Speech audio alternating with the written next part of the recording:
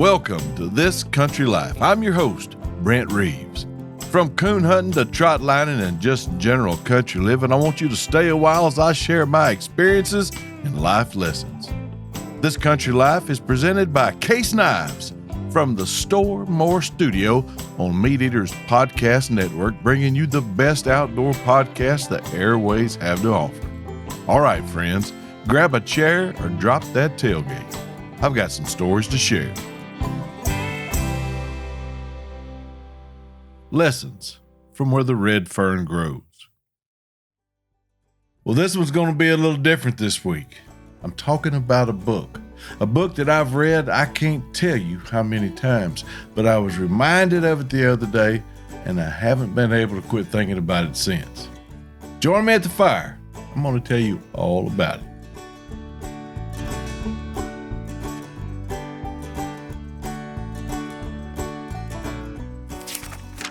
Chapter 2, Paragraph 2.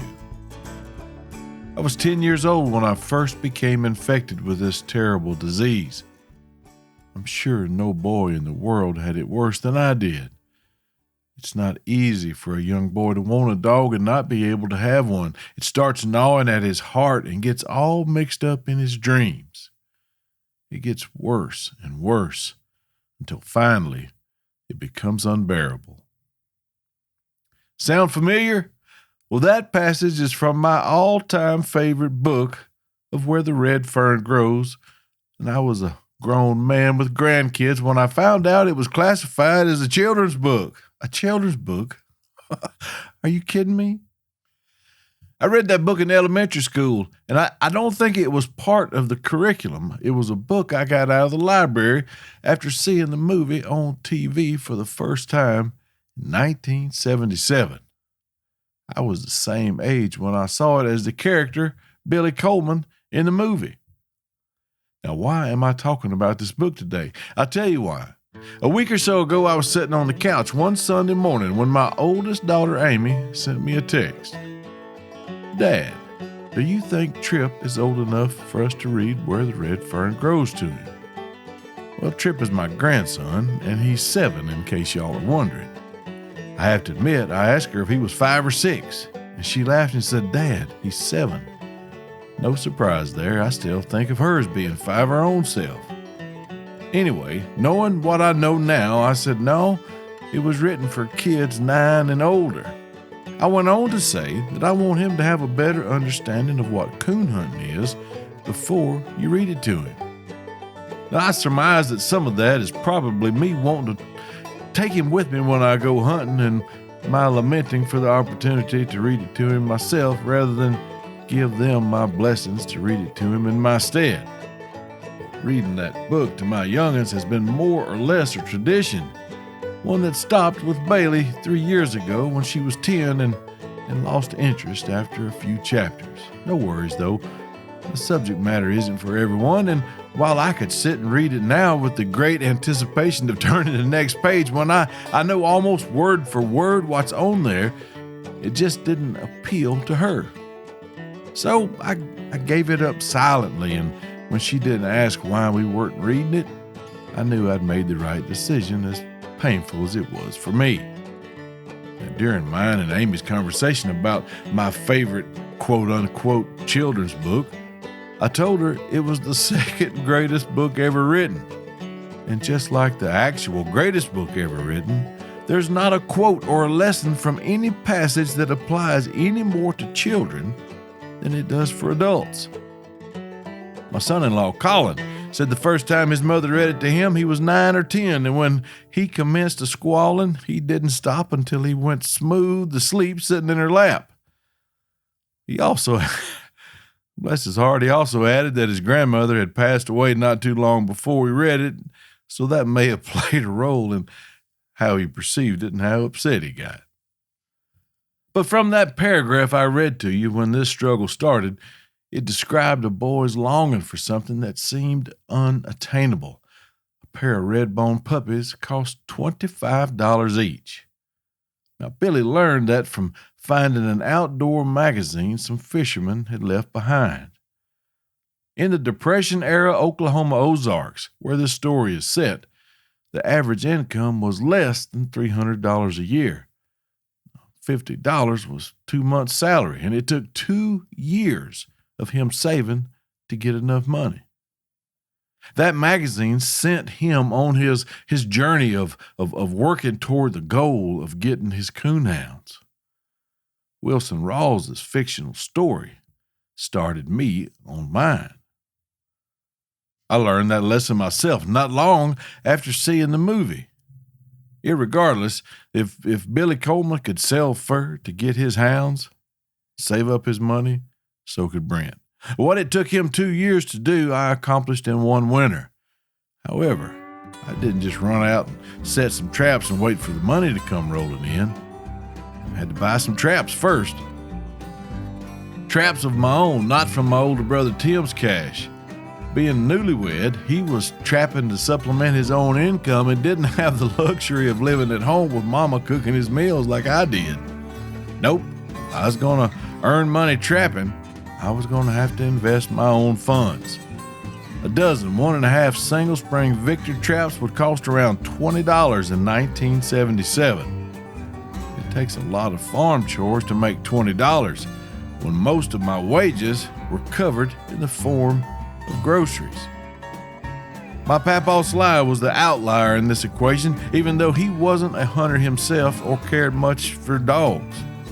However, he was an excellent grandfather.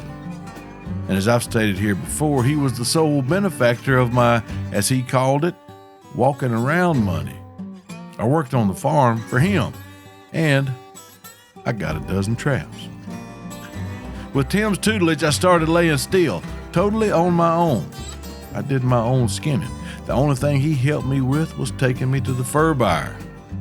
Money in hand, I waited for some puppies to come up for sale.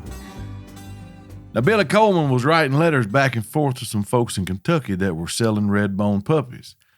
I was waiting on Mr. Lloyd Corker down at the Corker's feed store in Warren, Arkansas to tell my dad when he had a new litter of tree and walkers. I never knew why Wilson Rawls, the author of that story, had Billy longing for a red-bone hounds when the dog from his childhood that helped inspire the whole story was a blue tick named Rowdy. A real dog that he would hunt the river bottoms with at night and read and tell stories to during the day. But the first lesson gleaned by me from Mr. Rawls' fictional story was that, like Billy, I had to labor to put myself in position to be able to afford a dog. I did that, and one day my dad told me to get my money and get in the truck. We were going to the feed store.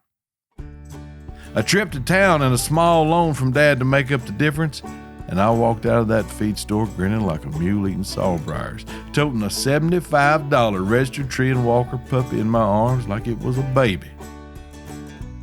What I had watched in the span of a 97-minute movie was going to take a lot longer in real life, and I had no idea how hard it was going to be. The book and the movie describe and demonstrate the rigors of training a pair of hunting dogs. Getting a tree dog started is a bigger task than it seems if you've never trained a hound. Having two to train does more than double the work. I'd say it triples it at least. As individuals, you're dealing with two dogs. You put them together as juveniles and they create a whole other persona that you won't find when they're separate. It takes a patient and talented trainer to handle two at once, and most times they're looking for the one that's quickest to show the promise.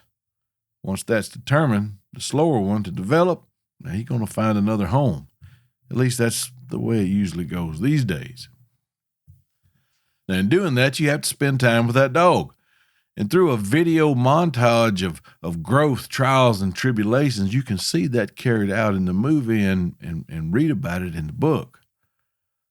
I saw the movie first, and then I read the book. You'd think that by doing it in that order, the reel that played in my head as I read along would show the people from the movie as each character. But for me, that's not how it worked, not for this one. And I really don't know why that is. Maybe it's because I identified more closely with the task at hand and the end goal of the struggle Billy was going through, more so than the people within the story. I knew what it was like to experience the want of a hunting dog as a child, because I was one longing for the same thing Wilson Rawls so accurately described in the book while I was reading it. I guess to me there was no Billy in that story. There was only me. Even to this day, I find myself thinking back to those days when that book is mentioned or something triggers a random memory. I've got a young hound named Jessie that I'm sure some of you are wondering about. Well, she's finally getting the attention she deserves, and I'll give an update on her a little later this summer. But that story details the struggle involved in training a dog and is a premium metaphor for any hard-fought goal or task.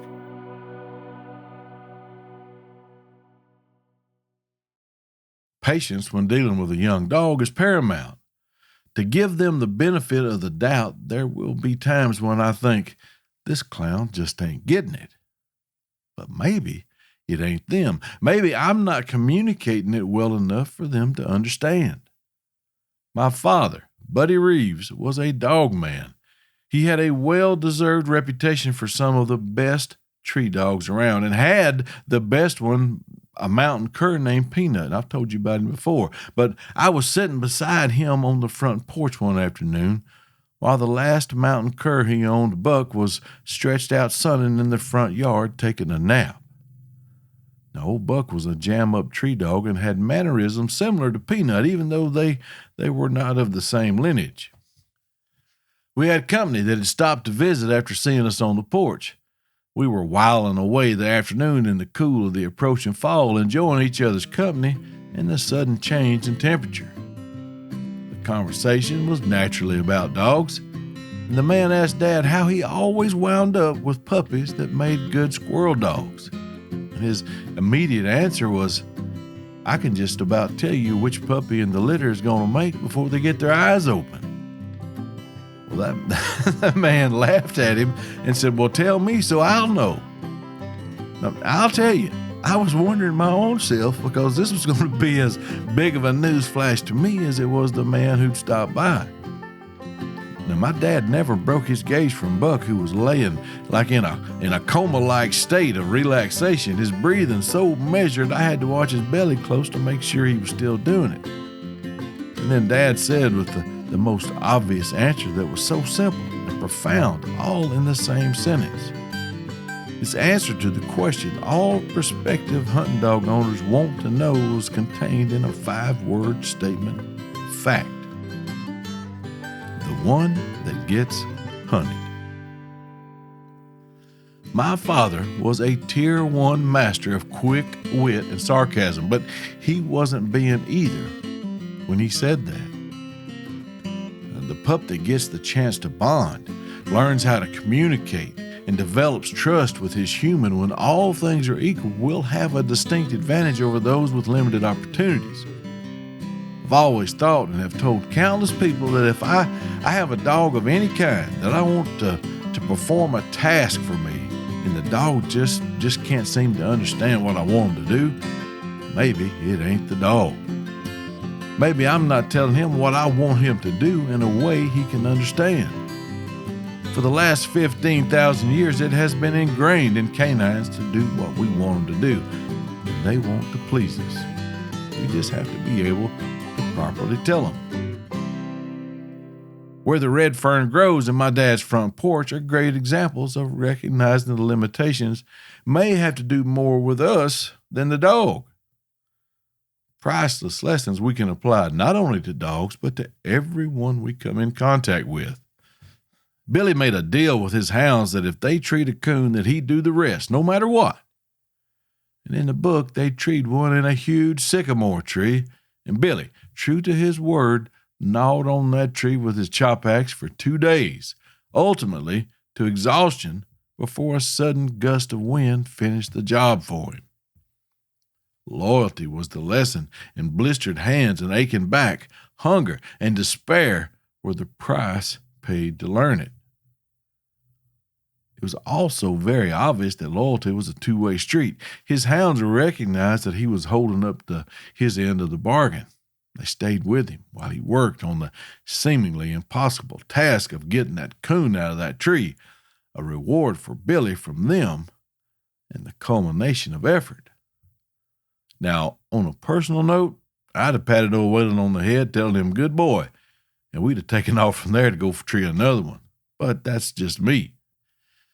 It'd be hard to tell this story without pointing out, at least to me, that the lessons within this book, in this movie, are all rooted in love. It seemingly falls from the pages all over the floor if you hold the book spine up. Love is what that whole thing is about and drives every facet of the story from the first page to the last. From the time Billy picks those puppies up from the station, he'd already loved them. Just the idea of having them was overwhelming. I'm going to read to you now another passage. This one is from chapter 5.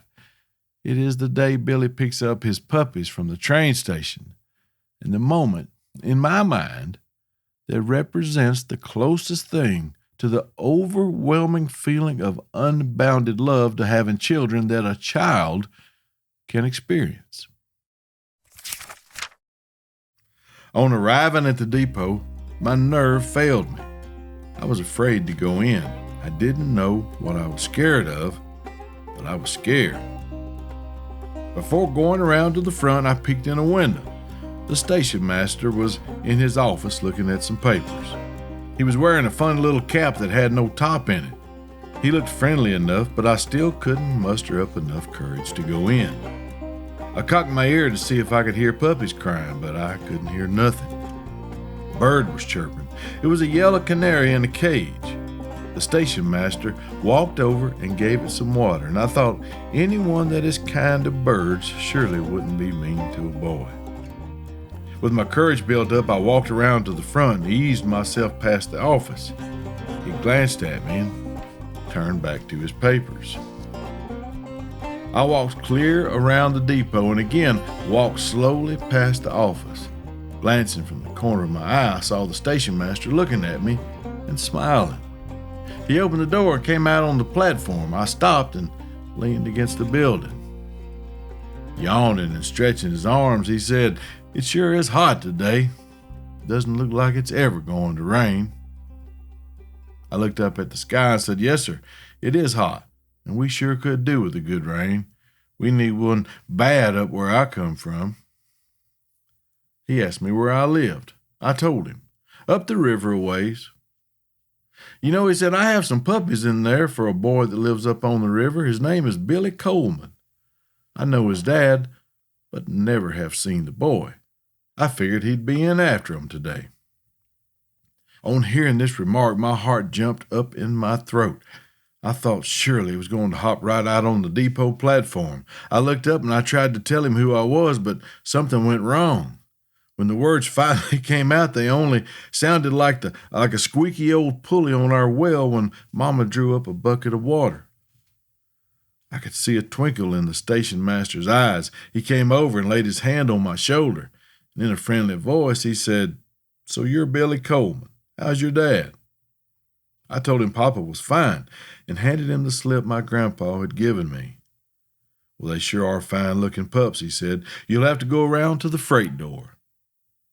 I'm sure my feet never touched the ground as I flew around the building. He unlocked the door and I stepped in looking for my dogs, and I couldn't see anything but boxes, barrels, and old trunks and some rolls of barbed wire.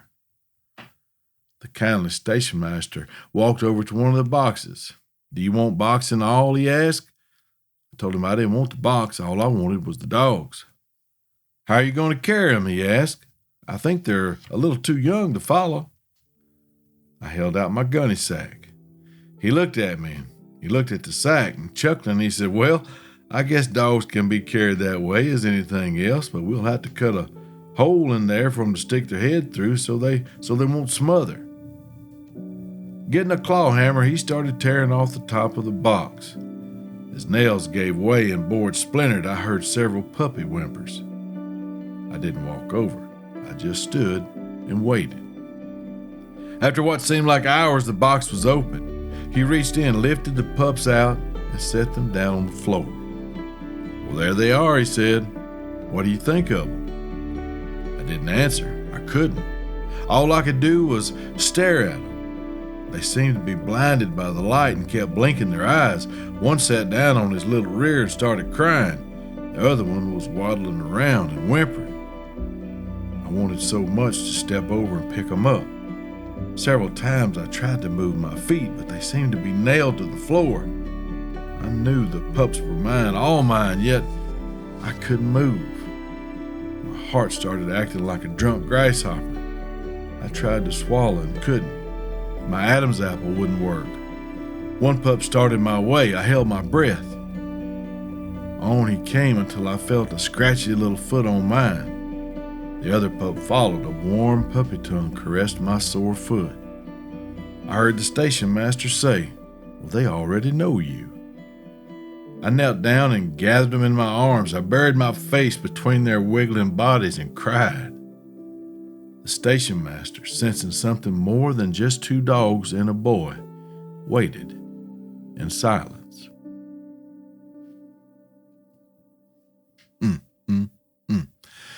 There is so much more to talk about that I believe I could do a whole series on this book alone.